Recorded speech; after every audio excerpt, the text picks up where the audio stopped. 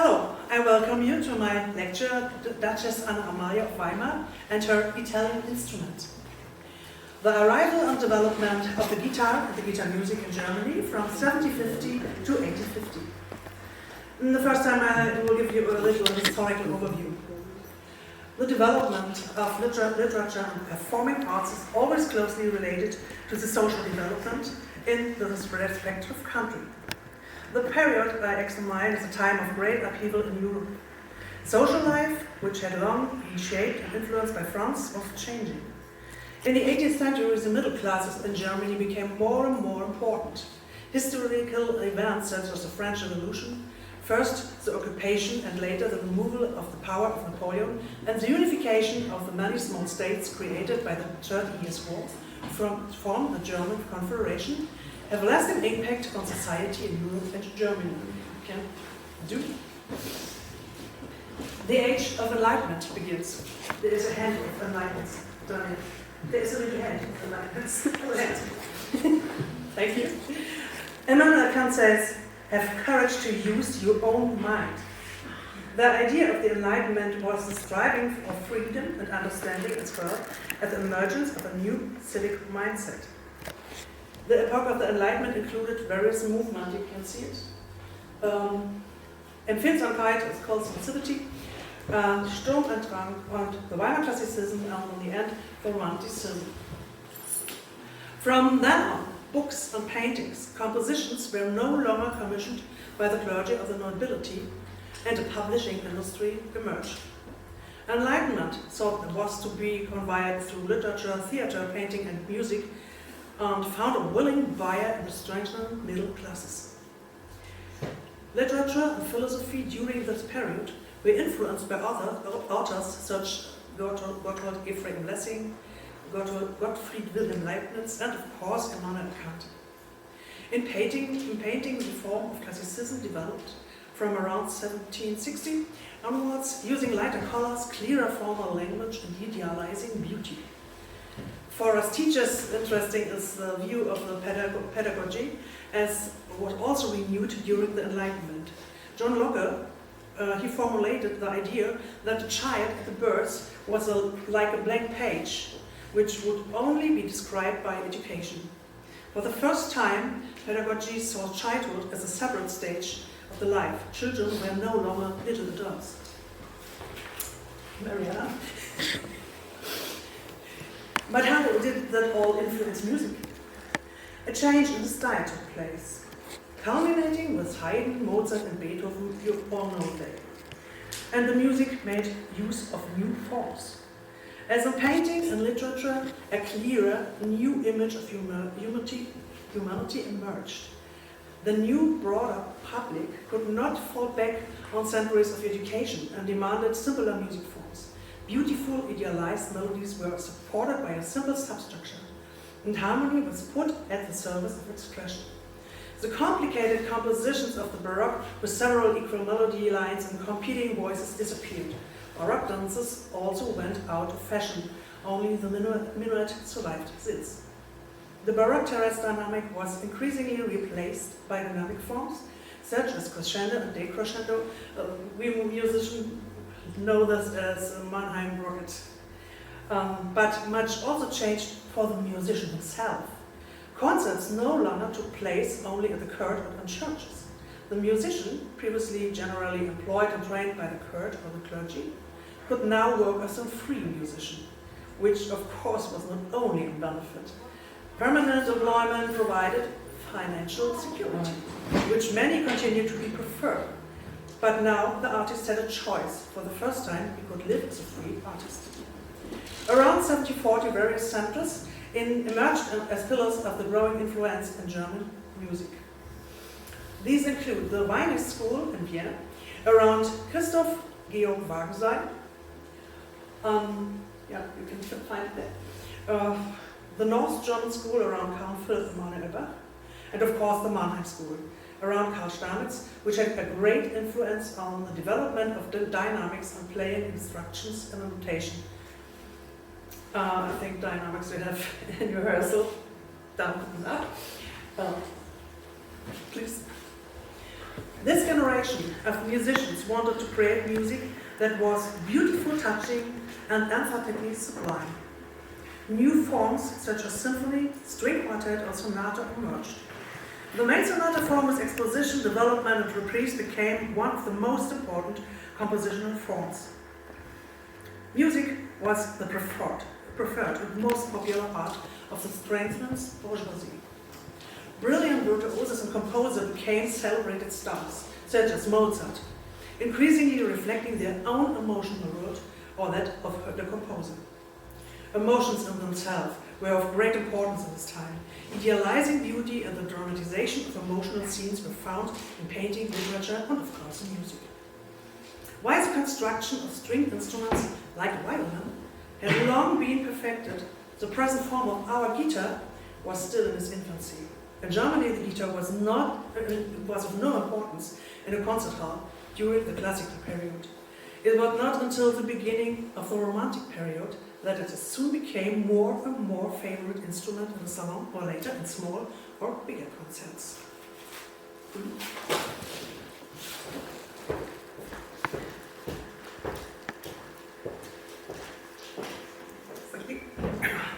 Now we'll talk about a very special woman. The Duchess Anna Amalia and how the guitar came to Germany. You can see Anna Amalia over there.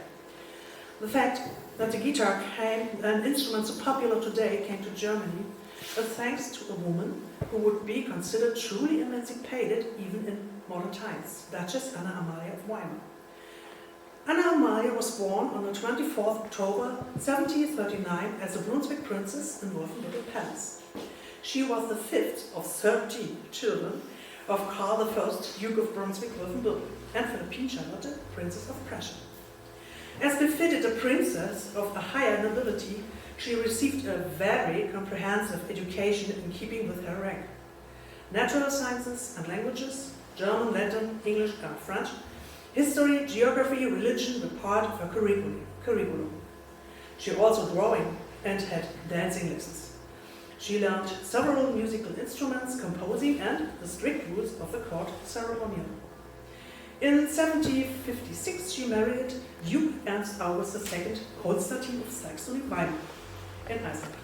However, the young Duchess found an impoverished and neglected ducal court in Weimar.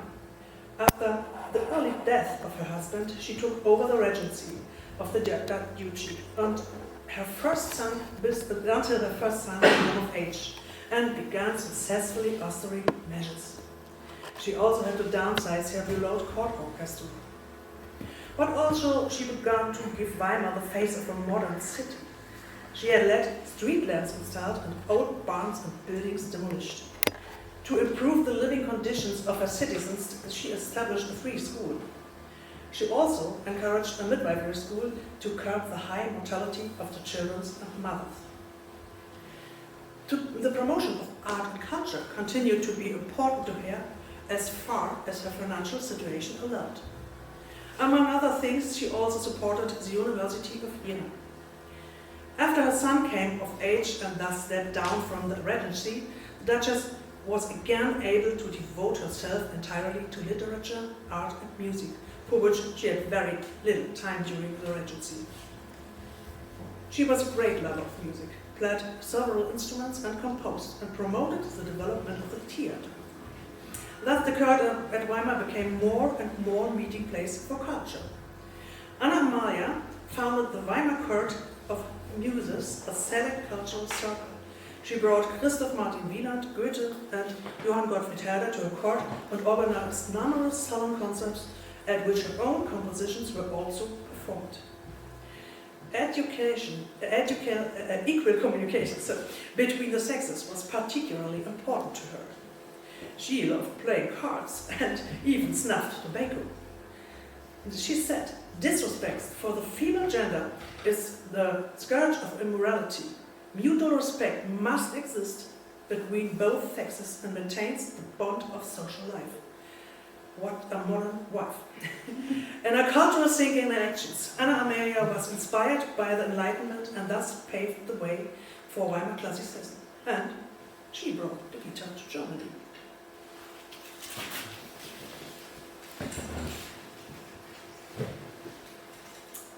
the Italian instrument. At the age of almost 50 years, Anna Amalia undertook a 2-year journey to Italy. Today you could call it an educational trip. She was accompanied not only by her lady-in-waiting, but also by Friedrich Hildebrand von Einsiedel, and later Herder joined her traveling party. Anna Amalia attended many concerts and musical events. She also organized such gatherings herself. In Neapel she was received her first lessons from Niccolo Signorile on the 5-string guitar. She decided to acquire such an instrument, and having discovered it in Italy, named it the Italian instrument. In 1788, she brought this instrument with her to Germany. Impressed by her long journey, she wrote several short treatises. One called On the Relationships of the Sexes, and the second, Thoughts on Music. She composed and drew a lot, and again held her sociable musical evenings, at which she often performed with the harp or the piano, but not with the guitar. The guitar was really rarely used, as the instrument was initially only used for light song accompaniments and had more a decorative than a musical value. However, Anna Amalia was so enthusiastic about her new Italian instrument that she commissioned her several copies on the instrument from her court instrument maker Jakob August Otto to send to friends in Berlin, Leipzig and Dresden. And so the spread of the guitar in Germany had begun.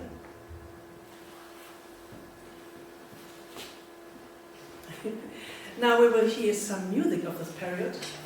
The Bavarian composer Johann Andreas Amon learned to play the guitar, French horn and Heilbronn, and his skills even attracted the attention of Mozart and Haydn. From his 6 songs with accompaniment for the piano or guitar from the year 1815, we now hear the Havelland. Vocals by Ella. I think you all hear Ella in these days. But not with the ukulele, I play the guitar. We can try it with ukulele later. Now hear the Havelland. Ich muss mal nicht singen, aber ich kann trotzdem singen.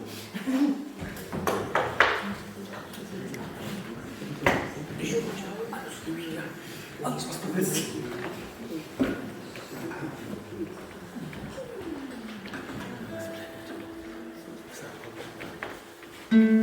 Also, das war's ja.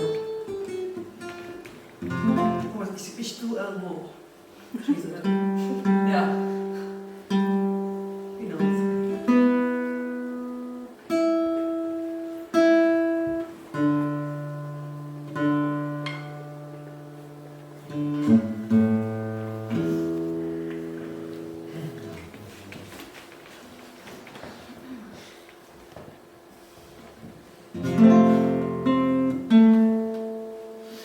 Berge Veilchen in deinem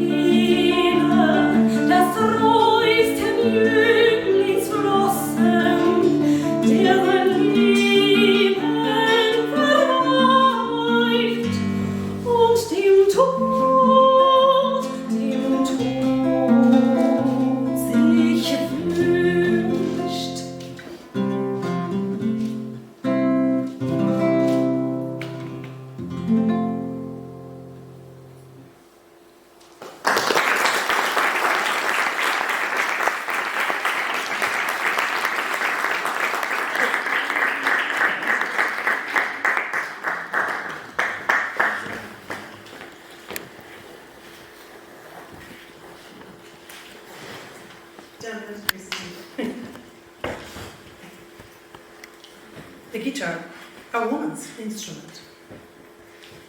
Here in the picture you can see Christina von Brühl with a guitar by Jakob August Otto.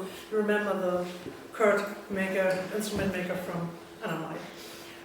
In the period around 1800, the guitar was a purely female instrument. This may have been because it was generally believed that learning to play an instrument virtuosely would be too hard for women, both physically and mentally. In this time, they were only allowed to learn the harp and the piano, and the guitar became a welcome diversion for the lady at the court. According to the view of time, it was these three instruments whose sound suited the graceful and gentle and lovely character of the ladies, and which allowed women a graceful playing posture and set the beautiful arms and hands properly in the light. Yes, that was important, nothing more. It was the established duty of the ladies to the society to perform little songs or pleasing instrumental pieces, to entertain the guests and to charm them with their graceful appearance. To be decorative, to somewhat entertaining was required, nothing more. Virtuosity, I love this word, on the instrument and the concert hall was reserved for the gentlemen. Therefore, the technical demands on the female players were kept very low. You could see this in the last song. Light song accompaniment was perfectly sufficient. This is also reflected in the prevailing opinion at the time about the musical educations of ladies. The Bergamo school headmaster Friedrich Gutmann, he lived from 1779 to 1870, wrote in his article Winke über den musikalischen Unterricht der Frauenzimmer, that's was German, in English, Notes on the Musical Instruction of Women from 1806. He who lets a girl learn to play the piano, for example, in the way that is necessary for a virtuoso, but here too fundamental, too tiring, too extensive, is going the completely wrong way. The pupil tires halfway through. The feminine sense wants more flowers and early spring fruits. The limited but lovely femininity looks out there. Thank you, boy. What I have said here about playing the piano also applies to learning, sing or to play the guitar or the harp, etc. It comes more bad, you will hear. In 1801, the fashion magazine Journal of Luxury and Fashions even described the guitar as a new fashion eater of the ladies' world. The guitar, since it has charmed our beauties with a lovely tone, its cute shape, the charm its handling gives the player the company it keeps, whether sitting, standing or walking, and the ease which one becomes intimate with it certainly deserves a prominent place among the most popular articles of fashion. Yes, you have a fashion article here. It's therefore hardly surprising that most of the guitar literature on this time is read by Küffner from the 60 exercises, and then this time you play the guitar and not ukulele, and then I play guitar too. And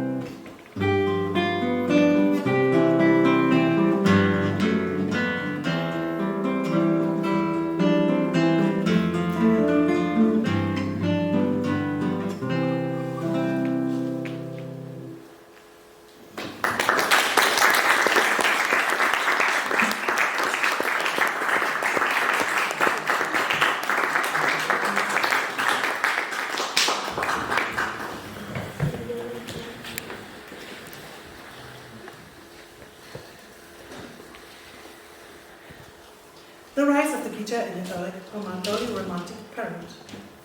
As the popularity and spread of the Biedermeier guitar increased, general interest grew at the beginning of the 19th century. The number of guitar publications also increased significantly, and reviews of guitar books were now addressed equally to female and male players. So why does almost come like a rise of the guitar in this time? There was a fundamental change in the reputation and use of the guitar, as it was no longer seen as a decoration and a woman's instrument. It was used not only for simple song accompaniments, but also for the performance of more demanding pieces as an ensemble or solo instrument. Since the concert hall and professional concert playing continued to be a male domain, the guitar played virtuosely by men and could now also be heard there and increase its popularity. This was soon reflected in the demands made to the composers. The Austrian guitarist and composer Simon Molitor wrote a large number of compositions for this instrument. His most famous composition is certainly the Great Sonata for Guitar Alone, Opus 7, and he called it a model of solid composition for the guitar. It was already far more demanding than the first compositions and schoolworks. On the left you can a little part of the score. And in Molitor's preface to the Great Sonata, one reason for the guitar ever-increasing popularity is its ability to express the finest nuances of feeling. We know this. He writes, "With regard to sound, no one will deny that the tone of the guitar is particularly suited to the human voice, and that the many modulations of which it is capable place the instrument among those which are especially suitable for arousing passions, appeasing feelings, thus directly fulfilling the purpose of music."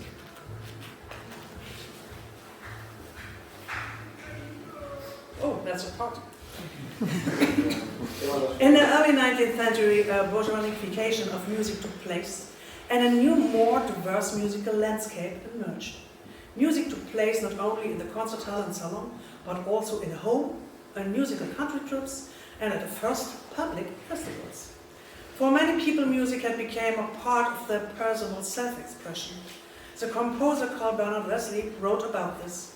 "In our dear German fatherland, everyone wants and must be musically inclined. Whoever is of a good tone plays an instrument or even occupies himself with composition." Of course, the transportability of the guitar was another reason for its spread. Molitor comments, Certainly the guitar has many qualities, which have rightly made it one of the favorite instruments of our time. Its small physical size and its lightness make it the most comfortable and portable of all instruments dedicated to harmony, and as such used for the accompaniment of singing or for the performance of whole pieces of music. With the piano or the harp, we are almost always banished between our four walls. On the other hand, it's a pleasant companion. The guitar, on the other hand, is a pleasant companion on solitary walks, when our hearts are overflowing with wonderful feelings, and we feel impelled to express them in a song, or in company when the beauties of nature have opened our hearts to join sing. Who would able to hold on these feelings of the moment until we return to the piano or the harp? On the country trips or social circles, the guitar was not to be missed. It was a perfect instrument of the emerging Romantic era. In some houses where there was no longer a piano, the guitar was simply more affordable. And a rethinking of the musical education of children in middle-class homes also began. Music was now one of the basic subject tones, and the guitar was a perfect instrument for beginners. The first forms of music schools emerged. The first music school opened in 1810 by Karl Theodor von Dalberg as a citizens' music school. It was not until much later, in 1897, that the Lindhurst Music School followed in the small northern German town namens Quakenbrück, founded by Heinrich Nidhorst. E.T.A. Hoffmann wrote about in his essay about the high value of music in the year 1812.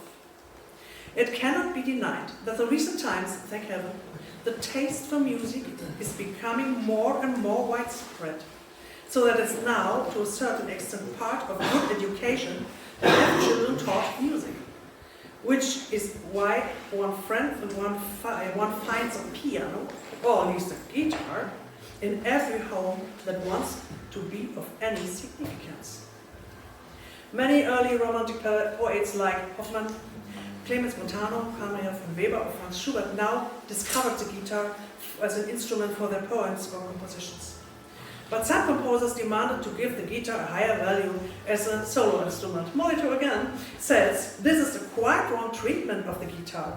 The dalliances, this incessant arpeggiation of random chords, these arts are not at all adequate to the instrument, which even the better among the guitar players chase after, can only give the music expert a bad opinion about this instrument.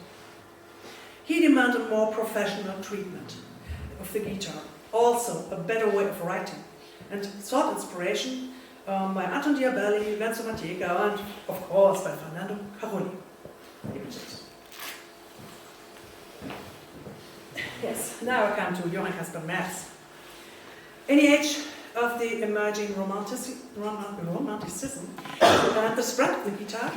I'm sorry to interrupt. What? Can I interrupt for a second? Yeah. I think the right name is Caspar Josef, and not anymore Johann Caspar. Did you know? It's, I didn't know that. Okay. There are two opinions about this. Sorry. There are two opinions about this. Yeah. Caspar or Merz, he was born in Bratislava in 1806. Since 1840 he lived in Vienna, and he grew up in a poor family. But he received guitar lessons at an early age, and at the age of 12 he gave already guitar and flute lessons. Later Merz performed as a guitar virtuoso and was active both as teacher and a concert musician. His activities in Vienna took place against the background of the general decline of public interest in the guitar in Vienna. Living conditions in Vienna were therefore very difficult for Merz. The life as concert musician was hardly possible against this background. The subsistence had to be secured primarily from teaching, which also included the need to teach the sitar and the flute. Nevertheless, Merz was one of the few notable representatives of the guitar in Vienna and in the second half of this century. He remained present in the history of the guitar as a composer, and in particular the revival of the guitar around 1900 took up his works. Shortly before Merz died in 1856 after a serious illness, he won the Brussels Guitar Composition Competition, just ahead of Napoleon Costa. He was an important composer and guitarist whose compositions also reflect romantic ideas. They have the same romantic character as those of Frédéric Chopin, Mendelssohn Bartholdy, or Schumann.